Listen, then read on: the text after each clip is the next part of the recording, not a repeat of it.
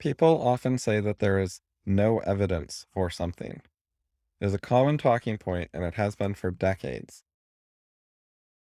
It is often misused. It's often a bad argument, a bad point, a bad way to engage in discussion or debate. We can look at this from a theoretical perspective.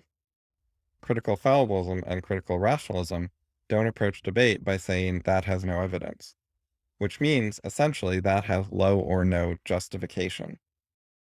It's saying that the amount of positive support for the idea is none or low, because sometimes they exaggerate. Part of what they're saying is that there's a burden of proof on the other side that hasn't been met. And I've criticized the burden of proof concept in general. If you focus on critical arguments and critical thinking and pointing out why things are errors, then you won't talk about no evidence, because no evidence is not trying to point out an error. It doesn't say this won't work because, or this will fail at its goal because. It doesn't point out something wrong with it. It just says there's a lack of proof. So having the right philosophy gets rid of this problem in the first place. Nevertheless, I want to examine it in more detail, in a less abstract way, with some examples. First, I want to talk about the massive bias. When the COVID vaccine was first invented, there was no evidence that it was safe, and also no evidence that it was unsafe. What did people do? They said, there's no evidence it's safe. We have to do tests and studies first before we can use it, even though we know COVID is unsafe and it's supposed to protect against COVID. Now, I do think that doing some studies and stuff was correct, though I also think we took too long on them, and delaying the vaccine as much as we did was a bad idea that killed people. But my main point was that you could arbitrarily say it either way. No evidence it's safe, no evidence it's unsafe. So if you're saying no evidence, and you're picking one side over the other, you're being biased. And so with medical drugs, our society's typical approach is to say, we start out with there is no evidence this is safe. You have to do studies, you have to prove the safety before we're going to use it and approve it. Medical drugs basically start out prohibited, and they have to be studied before they're allowed to be used. However, some other things don't work that way. For example, food additives.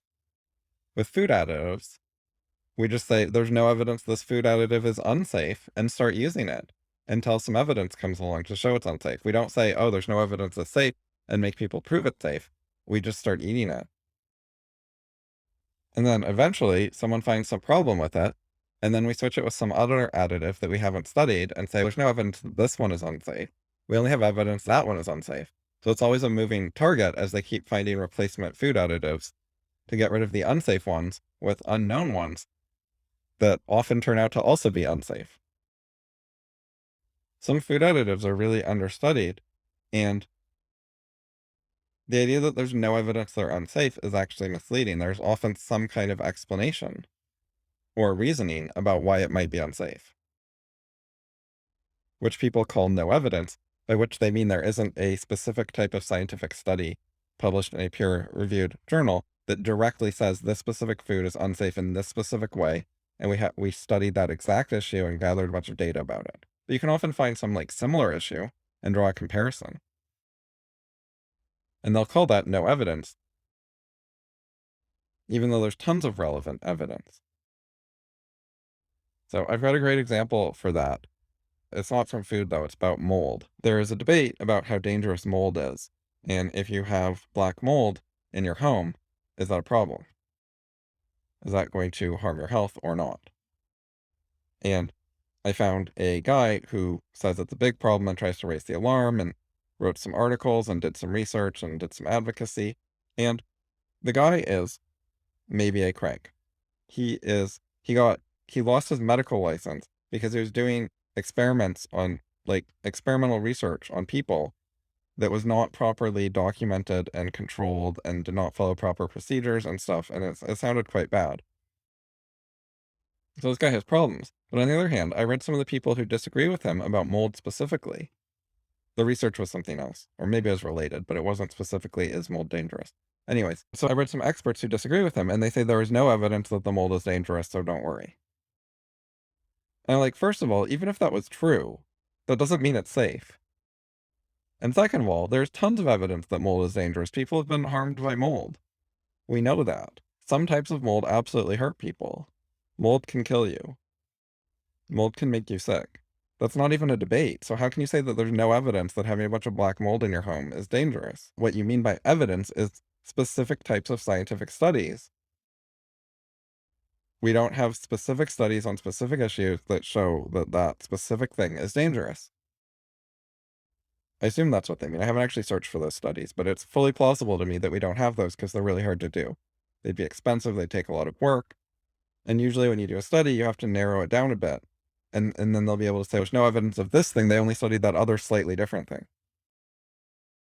And so on the one hand, we have a crank who lost his medical license, but some of his reasoning seems to maybe make sense, and some of it is just common sense. And then on the other side, we have experts saying, oh, don't worry, there's no evidence there's any problem. And that just seems like completely ridiculous. And then you hear the same thing about a bunch of food additives and about chemical sunscreens and various other things.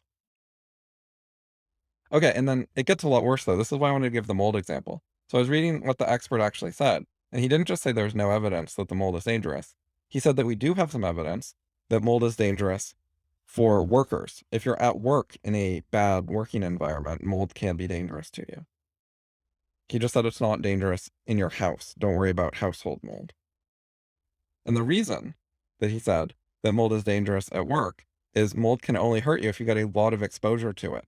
So if you work in a moldy building and you're breathing it in all the time, every day at work, 40 hours a week, you could get a lot of mold exposure. But if you just like casually walk near some mold and walk away, it's not going to hurt you, he was saying. And that's not true of all types of mold, but for the type of mold we're talking about, maybe it's true. It's plausible that it would take like a lot of exposure for it to hurt you. But okay, but people get a lot of exposure to household mold. Their home is a place that they spend a lot of time. So his reasoning makes no sense. If the studies showed that you can be in danger from mold from work if you keep being exposed to it, then of course you could also be in danger from mold at home if you keep being exposed to it. Why would it only apply at work and not at home when the key issue is the amount of exposure, the amount of time that you're in the presence of the mold? So his reasoning is so bad, and he's just, there's no evidence that household mold hurts people who live there because the only evidence we have is that workplace mold hurts people who work there. So the guy's a complete idiot. And there apparently clearly is evidence of mold being dangerous because it's dangerous in workplaces, and he even admitted that. And the mold doesn't care if it's a workplace or a home. It cares about things like how close are you to it, and are you breathing it in? And how often are you there, and do you breathe it in all the time?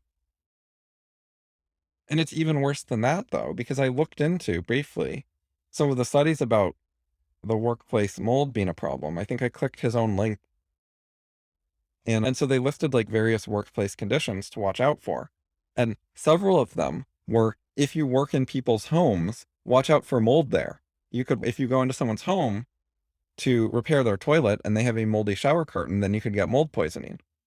So they're saying that mold in people's homes can hurt workers who are visiting the home. But then the guy's telling me not to worry about household mold if you live there. But moldy shower curtains are dangerous, and several other types of mold are dangerous to workers who come into your home temporarily. That is literally the information that he linked to, that he provided. That's their side. So, of course, household mold could be dangerous. So that's the worst of the no evidence people. The studies only say workplace mold is dangerous, not household mold, including when your workplace is someone else's household. It's ridiculous. So I wanted to talk a bit more about the food additives. Some of them they just start using with no study, and they just assume it's safe. There's no evidence it's unsafe, but why don't they say there's no evidence it's safe? It's just arbitrary bias. A lot of this is just done by what you might call greedy corporations who don't care about the people who eat the food and get poisoned. I don't think that's the proper way to be greedy and make a lot of money, but I think that it is the kind of thing people call greed and that I can understand what their point is. And that I think a lot of the executives doing this kind of thing think it's a good way to make money, and that's why they're doing it. And they're short-sighted, and it's not the proper way to run a business. They put a lot of weird dyes, fillers, binders, and preservatives into food. A lot of them are not things you would think of as food, such as wood pulp. They also use extracts. And a lot of people think, oh, if it is an extract from a plant, then it's probably fine, it's natural. And that is wrong. I found out about this recently. It is how they get some of the sugar substitutes. Stevia, I think, or monk fruit, or some of them. Some of the sugar substitutes, the zero-calorie sweeteners, are are artificial, but some of them are plant extracts. And so a plant extract means you take a plant, and then you take part of the plant, and you use that, and you throw away the rest of the plant or use it for something else. And there's an actual reason that a plant extract can be dangerous when a whole plant is safe. Like, even if eating the whole plant is completely fine, eating an extract can be dangerous, and the reason is it is concentrated, like it is a single part much more concentrated than normal. So, for example, apples have cyanide in the seeds, but only a tiny bit. So, if you extract only the apple seeds and you eat apple seeds as your diet, you will die. However, if you eat whole apples, including the cores, you will not get enough cyanide to die. If your diet was 100% apples and you just ate the entire apple and you ate like a normal amount of calories, then it won't be enough cyanide to kill you. But if you extract just the seeds, then you're in trouble. And so it's the same thing with other plants. When you extract specific parts of them, you're getting higher concentrations of some stuff and lower concentrations of other stuff. And you can eat quite a lot of some specific part of a plant, and it could potentially be bad. And some people put quite large amounts of artificial sweeteners, or sorry, of plant extract sweeteners into their food because they think it's like safe and zero calorie and healthy and whatever, and natural. But there are generic reasons to be wary of doing that. It's not just that there could be a problem. It's not random that apple seeds have cyanide in them. Plants often have defense mechanisms against being eaten. They don't want to be eaten. The one exception is the fruit, which is meant to be eaten. Not the seeds in the middle of the fruit, but the fruit around the seeds. Some seeds are actually meant to be eaten but not digested and pooped out. It helps spread them around so they can grow in other places. But the seeds either don't want to be eaten at all, or they don't want to be like chewed and digested. So they often have some sort of like mild poison in them, something to discourage eating them. And it's the same with the other parts of plants, the bark, the stalk, the roots, etc. often have some compounds in them that are bad for animals to eat to help discourage being eaten. And so when you take a plant and then you take an extract of a specific part, if that part is one of the ones with something bad in it, then you're in trouble. And so there is a danger there. So just saying there's no evidence there's a danger is like, yeah, we don't have a specific study showing a specific danger there. In some cases we do, but the point is not whether or not we have one in this particular case. It's just that there are reasons. We have understanding of why some of these things could be dangerous. So saying no evidence is misleading if all you mean is no specific direct study, when in fact we do have a bunch of evidence that is relevant and helps us understand the right concepts and what's going on and why there could be a problem. Like we have evidence that there's cyanide in apple seeds, and we have an explanation about why plants have poisons in them in most parts of the plant. And we have an explanation about how extracting a specific part of a plant can get you a more concentrated dose of certain things inside the plant. When you extract part of the plant, you're not getting a random average sample of all the different things in the plant. You're getting more of some things in the plant and less of others. And so if you get more of the bad ones, that is problematic. And if you're extracting like 1% of the plant, then you could get a 100 times bigger dose of some of the bad stuff if all the bad stuff was in the extract. And to just say, oh, that's theoretical explanation, and there's no evidence. And the apple seeds having cyanide is not evidence that there's anything bad in monk fruit. It's not evidence for the right plant. It's we're just not going to count it. And then they can end up dismissing some actual evidence. Like we observed apple seeds. That is evidence, but they dismiss it. And then they also dismiss all the conceptual explanations. And then they just say no evidence, and it's very silly. Also, the way they study this stuff is often really silly. Red dye 40 is an example, and there are a bunch of different dyes, and they put these dyes in food, and they're not putting them there to make the food better. It's not to make it healthier, to make it taste better, it's just for appearance. That's unnecessary. My recollection with, I believe it was red dye 40, is that they studied it a bit and they decided in certain doses it is okay to eat. And then they let people put red dye 40 in food. But then if you eat several foods with red dye 40, you could get more than the dose they studied. Like how if you know that someone can have 1 gram of red dye 40 per day and that is safe, but 2 grams is unsafe, then how much red dye 40 should you allow into a can of soda? Like, you have to guess how many cans of soda might someone have in one day. And also, red dye 40 could be in gummy bears and dozens of other foods. And so you have to guess how many different foods with red dye 40 will someone eat in one day. And that can change over time. Like, when they first start making soda with red dye 40, it could be the only food that someone eats on the day with red dye 40. So it could have, say, half a gram, and then they'd be able to have 2 cans of soda per day. And some people have more than that, so you already have a problem. But suppose someone is having 2 cans of soda a day, and and the red dye 40 is fine, and then new foods with red dye 40 go on the market. Now, do you go back to the soda manufacturer and say, oh, people are starting to eat more red dye 40 in these other foods, so you have to reduce the amount you have in your soda and make your soda look different? I don't think that happens. I think they just keep putting out the same red dye 40 in the soda, and there's no good way of totaling up how much red dye 40 someone is getting from many different sources. And so it is plausible, from what I saw, that someone could eat more than the studied allegedly safe amount. That wouldn't be all that hard to do. Both because some people just drink tons and tons of soda, like more than a 2 liter per day, and also because they'll eat multiple different sources of the red dye, like candy. And this is going on with many different additives. So the dosage problem also comes up with sunscreen. So the original sunscreens were mineral sunscreen. They used zinc, I think was the primary one. And I know we also use titanium now. Sometimes zinc and titanium together. And there are some downsides to mineral sunscreens, one of which is they tend to be a bit white colored and hard to rub into your skin. And some brands do a lot better than others at making them nice as like a lotion. And some of these companies created chemical sunscreens, which is not a great name, but I think that's a standard name. And anyways, there's these 4 different chemicals they put in it rather than the minerals. I know minerals are chemicals, depending how you define it. The point is not the terminology. So they've got these 4 artificial chemical things that they put in the sunscreen to block sun. And they did various testing on them to try to see if they were safe. And my friend did a bunch of research on this, and all the tests are done using certain dosage. And then if you read the instructions for how much sunscreen you're supposed to use, the amount you're supposed to use is more than they ever tested.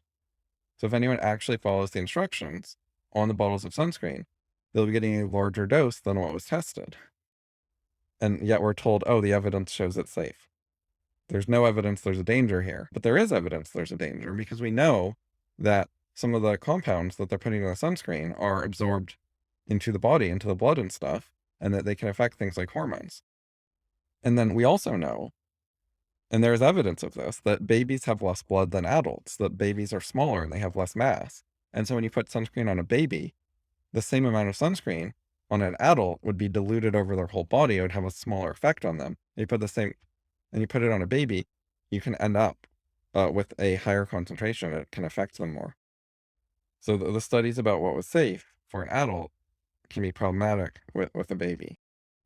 Adults have more volume per surface area than babies do. A way to look at this is how the surface area and volume of spheres grow as the radius grows. The surface area grows in relation to the square of the radius, and the volume grows in relation to the cube of the radius. As you make a sphere bigger, the volume is going up more than the surface area. So babies and adults are not spheres, but I think it works as a loose approximation. Some study has also claimed that there are metabolic differences in babies that can also make the sunscreen more dangerous for them. But anyways, even for adults, they studied sunscreen at a lower dosage than the instructions say to use, and then they thought that was safe for adults, and then they decided sunscreen is safe. One is tempted to reply that there is no evidence that sunscreen used as directed is in fact safe, by which I mean the chemical sunscreens. Zinc and titanium seem to be fine as far as I know. There are a lot of things that people put in or on their bodies that society just seems to be telling them is safe, don't worry about it. Like only weird people worry about things like sunscreen and food additives. That is a minority concern. But the authorities, the scientists who are just like, oh, there's no evidence there's a problem, or we studied it, or whatever, they're often lying. It's often a bunch of crap. And some of these things do turn out to be dangerous. And then what often happens is they just replace it with something else that they haven't studied yet, so they don't know it's dangerous, and then they say it's fine. And sometimes this happens repeatedly. They replace it with a new dangerous thing, wait a few decades until people figure out it's dangerous and get evidence. And then they get a new one and say there's no evidence this one is dangerous, and wait a few decades until people create evidence and then switch again.